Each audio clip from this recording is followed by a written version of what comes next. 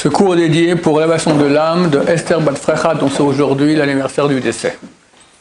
Alors, pour cette année, c'est sur le deuxième et dernier cours sur les belles histoires sur Baba Saleh. Et Binader, jeudi, quand on partira à Netivot, alors toute la route Binader, je vous dirai encore d'autres histoires, Be'ezrat Hashem. Cette histoire-là, elle est très connue. C'était quand Baba Saleh était encore jeune, n'était pas encore connu au Maroc, et ça l'a rendu connu dans tout le Maroc. Les femmes à l'époque, elles allaient au mikvé dans la rivière. Mais l'armée française est venue, et les Français, tout le monde sait comment ils sont, ben, ils allaient regarder les femmes qui trempaient toutes nues dans le mikvé. Baba Saleh a dit, c'est pas possible une chose pareille, on va construire un mikvé. Et ils ont amené des gens qui ont creusé comme ça un grand trou dans la terre. Ok, ils ont fait aussi un petit canal qui amenait comme ça l'eau, mais il fallait de l'eau. Pour ça, il fallait de la pluie. Et c'était le mois de juin. Au mois de juin, au Maroc, il ne pleut jamais. Ça n'existe pas un truc pareil. Et encore moins dans la région de Baba Saleh, c'est cette Philalette là-bas, le Rissani, on appelle ça, Erfoud, c'est l'endroit où il ne pleut presque pas. Au mois de juin, impossible. Ok, Baba Saleh dit à tout le monde, ok, messieurs, on prie pour qu'il y ait de la pluie. Ils se mettent à prier, tout à coup, des nuages arrivent, du tonnerre, il se met à pleuvoir, tout le mikvé se remplit. Oh là là là là là là, la joie, les gens sont complètement abasourdis de ce miracle fantastique. Baba Saleh dit, mais c'est quoi ça? Il y avait le petit canal, il y avait un versoir du canal dans la fosse. Le versoir était fait de métal. Il a dit non, ça ne va pas. Mais alors les autres rabbins m'ont dit, mais bien sûr, mais c'est permis. Oui, c'est vrai, tout le monde permet, mais le Noda Beyouda, c'est un grand possèque, un grand décisionnaire il y a deux siècles, il dit ça ne va pas, il faut qu'il ne soit pas en métal. Videz le mikvé. Quoi? Après qu'on a un miracle pareil, mais jamais de la vie. Le Chavruta de Baba Saleh s'appelait Yihya Tolzman, il lui dit, écoute, je prends la responsabilité. Pour moi, la responsabilité de tout, voilà, même si ce n'est pas cachère, c'est sur moi, tout ira très bien. Baba Saleh dit, non, on veut comme Noda Beyouda, enlever toute l'eau et changer le versoir. Bon, ils ont enlevé toute l'eau avec beaucoup de tristesse. Ils ont mis un versoir en bois. Baba Saleh sort et dit, Noda Beyouda, pour toi, on a vidé le mikvé. Fais en sorte maintenant qu'il se remplisse de nouveau. Les nuages arrivent, de nouveau, et tout le mikvé a été rempli. Histoire très connue qui a fait que Baba Saleh est devenu connu dans tout le Maroc. Chaim Sima m'a raconté qu'il était un jour à Beit Vagan est venu. Il s'appelle Avraham Mougrabi. Il est marié avec la petite fille de Baba Saleh. Il habite dans mon quartier. Je connais bien. Donc, il a écrit beaucoup de livres sur Baba Saleh d'ailleurs. Je peux dire que presque toute l'histoire que je vous amène provient de ces livres. Ces livres s'appellent Maaseh Nissim. Et Rabbi Haimsa raconte qu'il rentre dans le cours et il voit que le Rav Mougrabi, il fait des mouvements comme ça. Tac, tac, tac. Il ne comprend pas.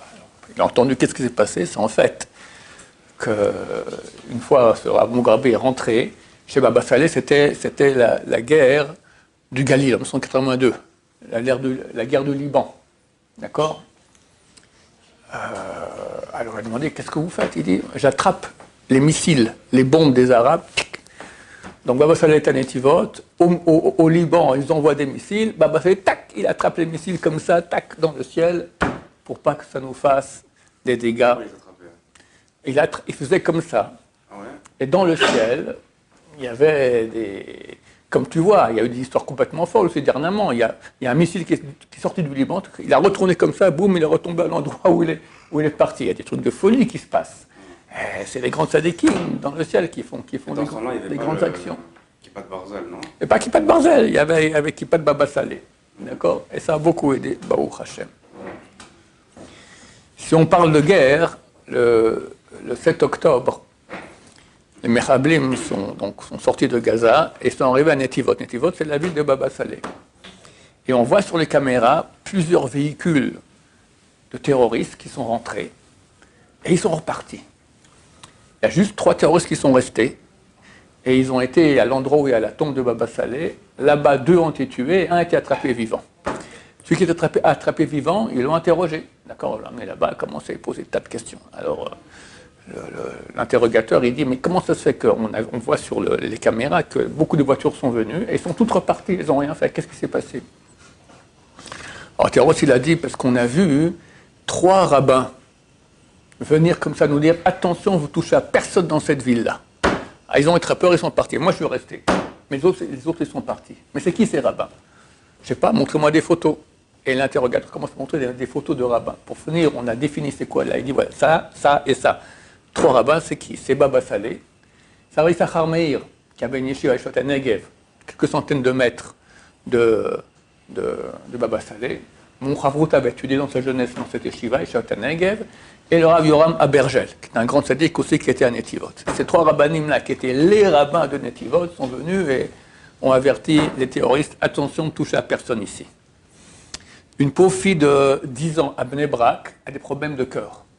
Les médecins disent qu'il faut l'amener se faire opérer en Amérique, à Boston. Et on ne donne pas beaucoup de chances que l'opération réussisse. En plus, ça coûte une belle fortune, quoi. Il faut prendre des billets d'avion, il faut rester en Amérique, l'hôpital, l'opération, les médecins, etc. Alors, ils se sont dit, on va voir Baba Saleh. Ils sont allés voir Baba Saleh. Il a béni que tout se passe bien et que le problème d'argent aussi se règle facilement. Tof, ils prennent l'avion. Et la mère, elle prend Télim, mais tout le long de tout le voyage, en Amérique aussi, elle est dans Télim en train de pleurer, Télim pleure, Télim. Il y a un gars qui a vu ça, il lui a dit, mais pourquoi elle pleure cette dame? Il vient lui parler, elle parle anglais. Alors il explique, il y a ma fille, il y a l'opération du cœur, il y a peu de chance, et aussi ça coûte beaucoup d'argent, on ne sait pas comment on va payer. Le gars, il a dit, l'argent c'est moi qui m'en occupe. Et tenez-moi au courant, s'il vous plaît, après, de comment a réussi l'opération ou pas. Donnez-moi votre adresse, je vous envoie un chèque. Ok, quelques jours après, ils reçoivent un chèque signé Donald Trump. D'accord? Le gars, c'était Donald Trump il y a 40-50 ans, il est déjà assez riche, et Baruch Hashem, il a aidé cette vie, Baruch Hashem, l'opération a réussi, elle a survécu, elle a beaucoup d'enfants aujourd'hui, Baruch Hashem. Un couple, ils n'avaient pas d'enfants, je crois pendant une dizaine d'années, et la femme est partie sur la tombe de Baba Saleh, comme nous allons aller jeudi, et elle a pleuré, elle a dit tous les teams là-bas en pleurant. Et Baruch Hashem, le mois d'après, elle est tombée enceinte. Elle a eu 3 enfants. 3 enfants qui sont nés. 2 garçons et une fille. Un garçon et une fille en pleine santé. Le 3e garçon, il avait un problème, souvenez bien, au rein. D'accord? Un problème très embêtant. Baba Saleh est venu en rêve au papa et dit, écoute, ces enfants-là qui sont nés, ce sont les miens. Ta femme est venue prier sur ma tombe à Netivot. J'ai prié, ces 3 enfants sont à moi. Vous n'avez appelé aucun en mon nom. Le dernier qui est malade, changez-lui le nom, vous l'appelez Israël, comme moi-même. Il va guérir. Ils ont changé le nom à Israël et la maladie est partie comme ça par miracle extraordinaire. La petite fille de Baba Saleh s'est mariée à Paris. Les 2 filles de Baba Saleh sont allées pour aider la petite fille pour le mariage. Et ils prennent le taxi et elles parlent entre elles. Et le taxi, ou bien il comprenait l'hébreu, elle parlait hébreu, il a compris, ou elle parlait français, ça peut qu'elle parlait français, je ne sais pas. À la fin, ils arrivent et il dit, je ne prends pas d'argent. Pourquoi? J'ai compris que vous êtes la famille de Baba Saleh, je ne prends pas d'argent. Mais pourquoi? Je vous raconte l'histoire. Moi, je suis marocain. Et une fois, Baba Saleh est venu dans notre ville, dans notre village, et il a dû rentrer après chez lui. Le chef de la communauté, moi je suis conducteur, il m'a dit, tiens, prends ma voiture, c'est une belle nouvelle voiture comme ça, tu la prends et tu prends Baba Saleh chez lui où il habite. Ok, on prend la voiture et on part comme ça, en train de rouler comme ça dans le désert. Du coup, le moteur se met à chauffer, je dois arrêter la voiture. J'ouvre le capot de la voiture et je vois qu'il n'y a plus d'eau. Il n'y a plus d'eau. Maintenant, on est en plein désert, il n'y a personne, il n'y a aucune voiture qui passe. Baba Saleh pose la question, qu'est-ce qui se passe? Il dit, il n'y a plus d'eau. Mais tu n'as pas de l'eau, tu n'as pas un bidon? Oui, j'ai un bidon, mais il est vide. Je n'ai pas pensé qu'il y a besoin d'eau. La voiture, elle est nouvelle, tout ça, tu devrais aller très bien. Baba Saleh réfléchit, dit, écoute, tu vas avancer 200 mètres, et tu vas marcher un peu dans le désert, tu trouveras là-bas, il y a une source d'eau. Le type, il dit, mais Kvodara, moi je connais bien l'endroit, il n'y a aucune source d'eau dans le coin. S'il y avait, tout le monde le saura. Le saurait. Vas-y, va voir quand même. Le type, il fait ses 200 mètres, il rentre dans le désert, il voit une source d'eau extraordinaire. Il boit, d'accord, il se lave un peu aussi, il trempe, d'accord, après il prend le bidon, il remplit tout plein d'eau, il revient, parce que tu vois, je t'avais dit. Et il remplit la voiture d'eau et ils partent. Avant de partir, le conducteur, il a mis des pierres comme ça, l'une sur l'autre, pour qu'il sache qu'il sache maintenant source, c'est dans le désert, ça se ressemble chaque endroit. Quand il saura, c'est là-bas qu'il y a la source, il pourra s'arrêter, aller faire une petite trempette dans l'eau, d'accord? Super sympa. Quand il revient, il se dit, allez, je vais faire une petite trempette dans l'eau. Il voit les 3 pierres comme ça, hop, il va, il marche. Rien du tout. C'est pas possible. C'est moi qui mets ces 3 pierres. C'est bien là. Il cherche partout, plus de source. C'est une source que Baba Saleh a amenée du ciel pour qu'ils aient de l'eau pour la voiture. Et une fois que le service était rendu, la source est repartie dans le ciel. Le Baal Shem Tov a dit qu'avant la Géoula, il reviendrait en Gilgoul dans un tzaddik Sfaradi, du monde Sfarad et non Ashkenaz. Et il y avait un très grand kabbaliste à l'époque, c'était le Rav Mordechai, à l'époque de Baba Saleh, Mordechai Sha'arabi. Et un type de Netivot est venu prendre une bracha, il a dit, d'où tu viens, Netivot? Quoi? Tu habites Netivot, tu viens chez moi? Vous avez là-bas un tzaddik, Baba Saleh, qui a la même tête que le Baal Shem Tov. D'ailleurs, il avait le même prénom aussi. Les deux s'appelaient Israël. Il semblerait que c'est un Gilgoul ou quelque chose comme ça. Et aussi, le Abir Yaakov, le grand-père de Baba Saleh, est venu en rêve au Mordechai Sha'arabi, au Rav Mordechai lui a dit, sache que Baba Saleh, son Shoresh Neshama, la racine de son âme, c'est moi-même, le grand-père de Baba Saleh, et c'est aussi le roi Chizkiyahu. Le peuple d'Israël, il n'y a eu pas beaucoup de rois qui étaient tzadikim, mais la majorité des rois du peuple d'Israël étaient des grands Rechaim, des grands mécréants. Et c'était un très grand tzaddik, il aurait dû être Mashiach, c'était Chizkiyahu HaMelech. Et il est revenu dans Baba Saleh, Baruch Hashem. Parce qu'il Dieu a fait un miracle énorme. Toute l'armée irakienne est venue. Il y avait 150 000 chefs de troupes. 150 000 chefs de troupes. C'était 3-4 millions leur armée. Ils ont fait le siège sur Jérusalem. Et ce qui a pris à Dieu, il dit, écoute, mon arrière-grand-père David Ameller, il savait partir en guerre. Après, un d'autre savait prier. Moi, je ne sais rien faire. Je vais dormir, je compte sur toi. Et des anges sont venus, ont commencé à chanter.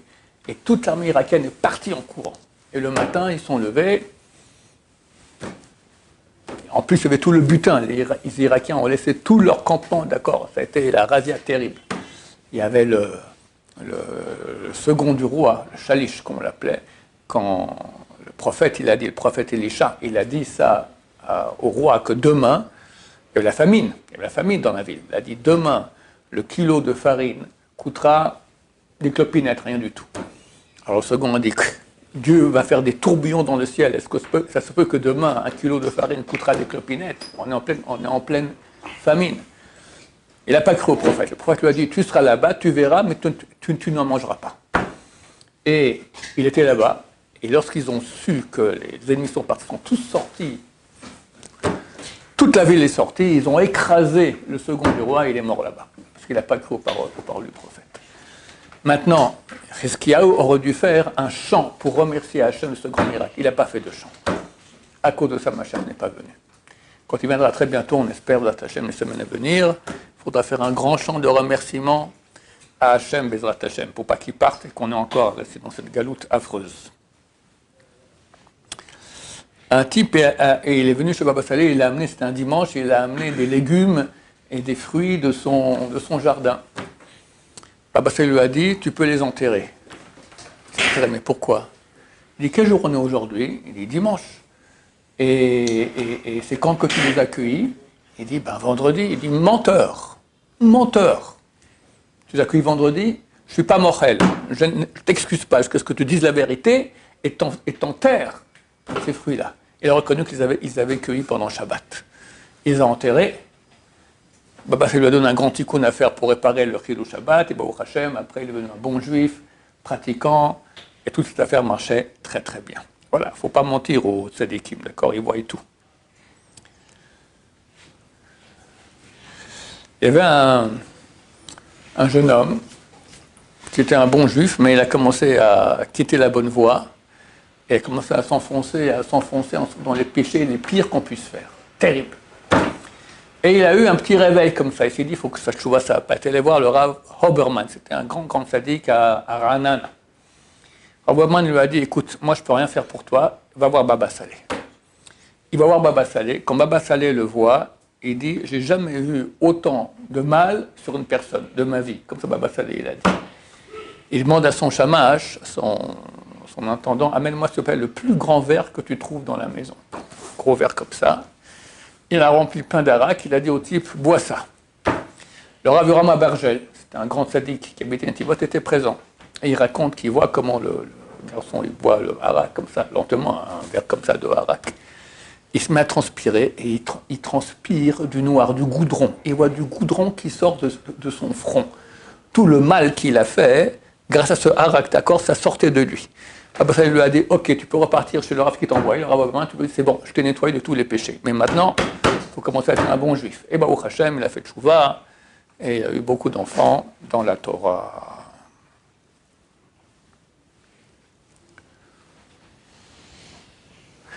Il y avait un enfant qui était malade à l'hôpital.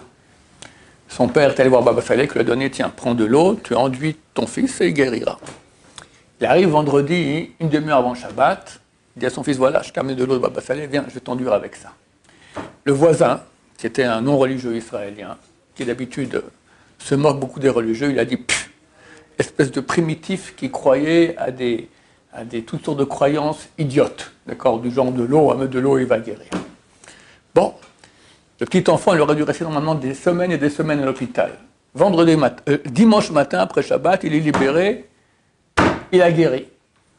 Et ils partent de l'hôpital. Le type israélien qui les a traités de primitifs, il lui court après, dis-moi, il te reste encore un peu de cette eau-là, moi aussi j'en veux. Il a compris que, Baruch Hashem, les primitifs, ils ont des croyances qui sont beaucoup plus justes que ce qu'ils croient.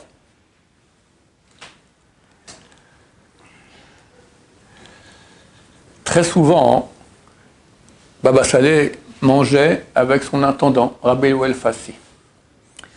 Et à la fin du repas, il disait à Rabbi Yoel Fassi, fais le zimoun. Il dit, mais on est deux. Baba Saleh lui disait, mais tu vois pas qu'il y a ici le tzaddik, il disait le nom du tzaddik, un tel qui est là, l'âme du tzaddik venait. C'était très courant. Dans beaucoup de repas, ils étaient trois en fait. Et donc, il faisait le zimoun pour l'âme du tzaddik qui était présent, que Rabbi Yoel Fassi ne voyait même pas, et Baba Saleh ne comprenait pas comment il ne voyait même pas qu'il était assis ici, sur la chaise, à table. Une fois, il y avait un grand repas, mais c'était à Jérusalem. Baba Saleh, il avait un appartement ici à Baka, le quartier de Baka, Rosh Shimon 11. C'est où? Baka, comment t'expliquer, c'est où?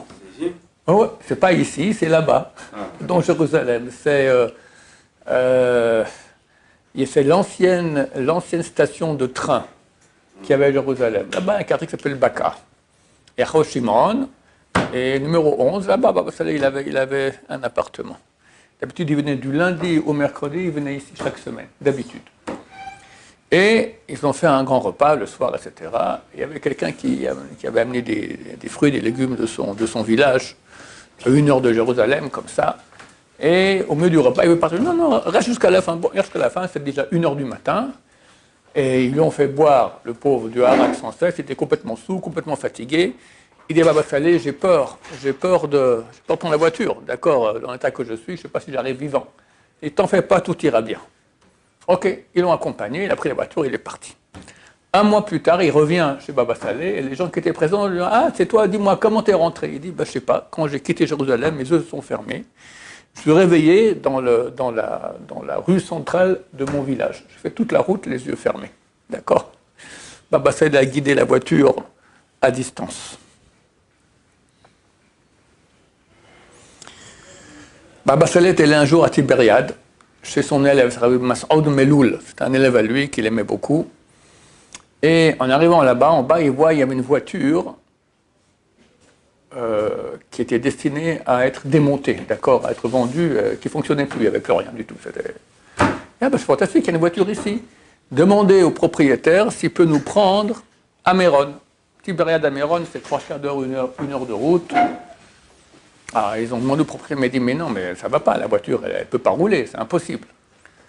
Ils vont dire ça à Baba Saleh, dites-lui que s'il accepte, elle roulera. Bon, il a dit, il croit ce rabbin qu'elle va marcher. Ils viennent tous rentrer dans la voiture, et là où la voiture, elle démarre. Et ils roulent. Et la voiture, qui est une voiture qui ne peut pas rouler normalement, elle a roulé jusqu'à Méron, ils ont prié, ils sont revenus à Tibériade, Et lorsqu'il gare, la voiture nous revient à la même voiture qu'elle était avant, qui ne peut pas bouger pour rien faire du tout. Baba Saleh rentre chez son élève et le voisin, il aurait espéré que peut-être Baba Saleh aurait fait un miracle que sa voiture, qui ne valait plus rien parce qu'elle était destinée à être démontée, et qu'il fasse un miracle que la voiture continue à être bien. Baba Saleh a compris cette pensée, il l'a envoyé, il lui a dit écoute, j'aurais bien fait une bracha sur ta voiture, mais vu que ta voiture n'est pas chômeur de Shabbat, je ne peux pas faire une bracha là-dessus. Mais t'en fais pas, tu recevras ce qu'il te faut bientôt. Évidemment, bientôt quelqu'un est venu, il lui a acheté la voiture au prix d'une voiture neuve qui fonctionne bien. Ça a été son mérite d'avoir pris Baba Saleh à Méron. Un jour, Baba Saleh, il demande à son élève de le prendre, d'aller, ils allaient très souvent à Gaza. Depuis Netivot jusqu'à Gaza, c'est très très proche. Ouais, c'était pas comme aujourd'hui, on ne peut pas rentrer. Moi, très souvent dans ma jeunesse, on partait en vacances avec ma famille à Gaza. Il y a des très belles plages là-bas. Vraiment, alors, il y a les endroits arabes, on ne foutait pas trop les pieds, mais il y avait des endroits qui étaient juifs, d'accord. Il y avait là-bas un endroit fantastique. Palm Beach, il y avait un hôtel Palm Beach, il y avait là-bas un restaurant sur la mer, tout bleu, d'accord, fantastique. Alors très souvent, ils allaient à Gaza. Ils sont partis à Gaza, ils s'arrêtent devant un vendeur de pastèques. Et l'arabe veut lui donner une pastèque. Non, attends, c'est moi qui vais choisir. Non, voilà, je veux cette pastèque-là. Bon, ils ont pris la pastèque et ils repartent pour Israël. Sur la route, ils s'arrêtent, ils ouvrent la pastèque, chacun mange un peu, fait une bracha. Après, Baba Saleh dit, ok, maintenant on va enterrer la pastèque. Enterrer la pastèque, oui, sachez qu'il y a un gilgoul d'un tzaddik qui est venu dans cette pastèque. On a fait son tikkun qu'on a mangé, maintenant il faut enterrer la pastèque. Et très souvent, ils faisaient comme ça des tikkunim de tzaddikim. Une fois, c'était encore au Maroc. Il était au repas. Tout à coup, il appelle son intendant, il dit viens, amène de l'arak. Il sort dehors et voit un crapaud. Il fait la bracha à Kol Midbaro, après il verse le harak sur le crapaud, qui ne tient pas le coup, il meurt sur place. L'intendant lui dit mais qu'est-ce que c'est ça? Il dit c'est un tzaddik, il a besoin de faire un tikkun, j'ai fait son tikkun, maintenant c'est bon. Voilà, il faisait tous ce tikkunim comme ça aux gens. Une fois, c'est déjà on parle du marché de Gaza, il a dit à son intendant viens, on va à Gaza. Ils vont à Gaza, ils achètent des raisins. Et ils reviennent à la maison, et c'était le début de la saison, il fait la bracha Shechianu sur les raisins. Et il dit, Baruch Hashem, je suis le premier du peuple d'Israël qui a fait Shechianu sur les raisins cette année. D'accord? Il voulait être le premier à faire la mitzvah. Il est parti à Gaza chercher des... Parce qu'en Israël, les raisins, ça commence au sud, et plus on monte, plus c'est tard plus on monte vers le nord, plus c'est tard durant la saison. Donc il était à Gaza, c'est le plus sud, le premier raisin de la saison, il a pu faire Shechianu dessus. Rabbi David Chai Abu Hatzera, donc le petit-fils de Baba Saleh, qui habite à Naria, qui est le descendant de Baba Saleh, qui est à Roi HaKodesh, qui fait des miracles. Une fois, il a passé Shabbat chez Baba Saleh. Et il disait, c'est bien chaque Shabbat de lire toutes les Mishnayot, 24 chapitres du traité Shabbat. Alors il lisait, et il avait 5 ans à l'époque. Tout à coup, hop, les lumières se sont éteintes. Alors il est allé lire près des bougies de Shabbat. Baba Saleh lui crie dessus, on n'a pas le droit, t'as pas le droit de lire à la lumière des bougies, c'est interdit Shabbat. J'ai peur qu'on bouge la bougie pour mieux voir et qu'elle va brûler mieux. Et on brûle la Shabbat, c'est interdit. Alors, ce n'est pas encore Rabbi David, c'était le David. Pourtant, il avait 5 ans, il dit, papa, mais grand-papa, mais je n'ai pas fini de lire les Mishnayot. Il dit, mais tu as 5 ans. À 5 ans, tu dois savoir par cœur toutes les Mishnayot de Shabbat. C'est pas normal. Voilà, moi j'ai 65 ans et je ne les connais pas encore par cœur. Et je ne pense pas que je les saurai jusqu'à la fin de ma vie. Voilà, à l'âge de 5 ans, il aurait dû savoir toutes les Mishnayot par cœur. Il faut comprendre que tous ces pouvoirs, ça vient essentiellement de l'étude de Torah. Ils étudiaient jour et nuit, jour et nuit, jour et nuit. Baruch Hashem. Une fois, sont venus le voir, Baba Saleh, les trois plus grands chachamim sfarad de l'époque, c'est le Rav Nissim Bar Shaul, Rav Yehuda Moalem et Rav Yehuda Tzadka. Ils sont venus, et le Rav Tzadka a dit, Baba Saleh leur a donné à chacun un verre de harak. Alors le Rav Tzadka a dit, Rav, moi je peux boire le harak, mais le Rav Ben Sion et Rav Moalem, ils ont des problèmes de santé, ils ne peuvent pas. Baba Saleh a dit, t'en fais pas, je suis au courant. tu verras que le harak que je leur donnais maintenant, il y aura un goût d'eau. Il leur a donné du harak. Mais chez Rav Yehuda Tzadka, de la même bouteille, c'était du harak. Mais chez les deux rabbanim, les autres, Rav Moalem, Rav Ben Sina Shaoul, c'est devenu de l'eau. De même qu'il faisait aussi le contraire. Une fois, il y avait un repas chez le voisin, à Baka. Le voisin de Baba Saleh, il les a invités avec Baba Saleh. Et à l'époque, c'était très dur d'avoir du harak, il y avait 2 bouteilles. Alors, rapidement, ils ont fait les bouteilles. Et il dit à Baba Saleh, j'ai plus rien. Il dit, amène les bouteilles, mets de l'eau dedans. Mets de l'eau dedans, il met sa mapite, sa petite serviette au-dessus de la bouteille, et ils ont servi comme ça des centaines de fois du harak à tout le monde. Il y avait à Netivot quelqu'un qui avait une grande maison. Sa grande maison, il avait beaucoup de chambres qu'il utilisait comme grenier pour mettre de la marchandise qu'il achetait. Et Baba Saleh lui a demandé, est-ce que tu peux me céder à moi aussi une des chambres pour que je puisse venir de temps en temps étudier tranquille, parce que chez moi à la maison, il y a des centaines de personnes qui passent, que j'ai un endroit tranquille pour moi. Il dit, volontiers, c'est pour vous. Voilà, il lui a donné une chambre.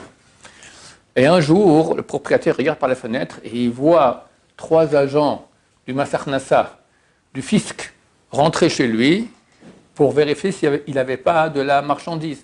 Il avait de la marchandise. Et il comptait aller au fisc pour dire qu'il avait cette marchandise, mais il n'a pas eu le temps encore. Et s'il attrapait encore avec cette marchandise qu'il n'a pas déclarée, c'était une amende Hachem Ishmor. Il court chez Baba Saleh, il lui dit, voilà, il y a le fils qui arrive et j'ai plein de marchandises, qu'est-ce que je fais? Elle est où ta marchandise? À gauche du bâtiment ou à droite? Il dit, ici à droite. Alors Baba Saleh a dit un verset, lorsque Lot est à Sodome, tous les gens de Sodome entourent la maison et veulent défoncer la porte pour lui faire beaucoup de mal. Alors les anges l'ont attrapé à Lot, l'ont fait rentrer dans la maison, ils ont fermé la porte, et c'est marqué « Veiku tanashim basanverim, vail'u limso et apetach » Ils ont frappé les gens d'aveuglement, ils n'ont pas trouvé la porte. Ils sont venus tous aveugles, ils ne trouvaient pas la porte. Baba Saleh a dit le même verset. Et les gens du fisc sont allés avec le propriétaire. Ils vont dans chacune des chambres, y compris la chambre qui contenait toute la marchandise. Ils ouvrent, il n'y a rien. Le propriétaire aussi ne comprend pas, toute la marchandise était là, il n'y a rien. Bon, après ils sont excusés, écoutez, on croyait qu'il y avait de la marchandise, c'est bon, tout va bien, excusez-moi de vous avoir dérangé. Il repart dans la chambre là-bas, il ouvre la porte, toute la marchandise est là. Baba Saleh les a rendus aveugles avec ce verset.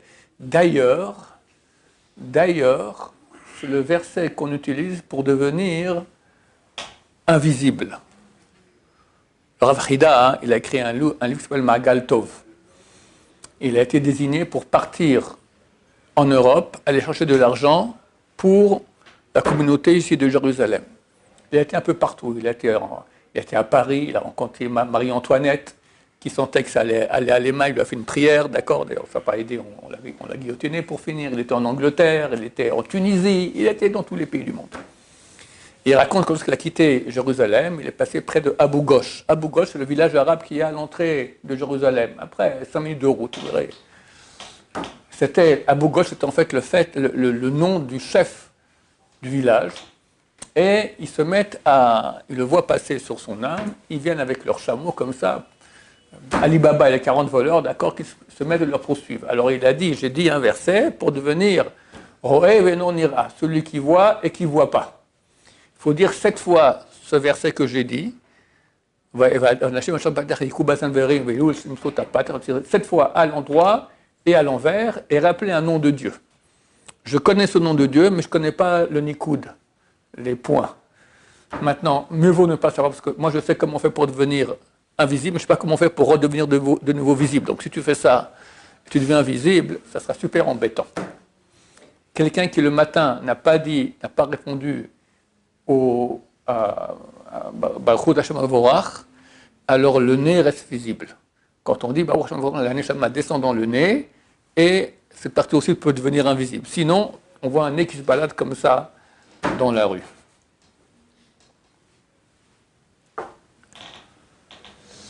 Il y avait un juif en Amérique qui travaillait dans le ministère de l'Éducation. Et son boss lui a dit, écoute, t'es juif, viens, je veux que tu ailles avec moi, je vais aller en Israël. Il y a beaucoup de jeunes gens américains qui vont en Israël et qui disent qu'ils font des études là-bas, ils reçoivent une bourse de notre part, je veux vérifier. Ils sont partis, ils sont venus en Israël et ils ont vérifié. Et un beau jour, ils sont passés près de Netivot le Baba Saleh, et il y a eu un pancher, une crevaison. Son boss lui a dit, écoute, je sais que tu as envie d'aller voir les sadikim, va dans la ville voir les sadikim là-bas, moi je m'occupe de la crevaison. Ok, il va chez Baba Saleh, il voit 300 personnes qui attendent, il dit, mais jamais je pourrais rentrer. Tout à coup, l'intendant sort et dit, qui est américain ici? Alors il lève la main, viens, Baba Saleh veut te voir. Baba Saleh lui dit, écoute, tu vas rester ici pour le moment, jusqu'à ce que je te dise que tu peux partir. À ce moment, arrive le Rav Ovadia Yosef. Il discute avec Baba Saleh comme ça, et en sortant, le Rav Ovadia Yosef lui dit, tu es américain? Est-ce que tu peux aller en Syrie? Il dit, oui, je peux aller en Syrie. Ok, va en Syrie, tu écouteras bien tout ce qu'on te dira là-bas, et après tu viendras me dire. Il va voir son boss, lui dit, tu sais, il y a aussi des élèves américains qui sont en Syrie, il faudra aussi vérifier si eux, ils reçoivent une bourse qui est permise. Ils sont allés en Syrie. Alors je ne sais pas exactement comment ça s'était arrangé, je ne sais pas, mais il y a un soldat syrien qui est venu les voir, il leur a dit, écoutez, j'ai très mal au cœur. Moi, durant la guerre, on a attrapé un soldat israélien, et je l'ai torturé. Je l'ai torturé jusqu'à ce qu'il est mort des tortures. Et ça me fait très mal. J'aimerais que vous disiez à la famille qui il était. J'ai son nom, j'ai sa carte, son petite plaque que les soldats tiennent. Il y a dessus son numéro de soldat et son prénom et son nom. Il a noté tout cela. Il est revenu sur Rav Yosef et dit, c'est exactement ce que je voulais. Je voulais autoriser sa femme. On n'a pas de traces, on ne sait pas qu'il est mort, ce monsieur. Or, il était marié. Tant qu'on n'a pas de preuve qu'il est mort, sa femme ne peut pas se remarier. C'est ce que je voulais maintenant. Et comme ça, il a pu autoriser sa femme à se remarier. Là, on va voir le Der RS de Baba Saleh. Mais quelqu'un qui avait que des filles et pas de garçons. Si c'est un Marocain, c'est encore plus dur pour lui. D'accord? Arrêtez de voir Baba Saleh. C'est arrivé là-bas, il y avait 300 personnes qui attendaient. Maintenant, lui, il rentre en pression. Quand il y a du monde, il rentre en pression. Il a dit, il y a trop de monde, je ne peux pas attendre avec tellement de monde, je vais rentrer trop en pression. Il dit, c'est pas pour moi. Il est parti. Et là, il est parti pour prendre le bus. Il va rentrer dans le bus, tout à coup, l'intendant de Baba Saleh court derrière lui et dit, hey, reviens. Qu'est-ce qui se passe? Baba Saleh, il m'a dit de te rattraper, qu'il y avait quelqu'un qui allait prendre le bus, tout ça.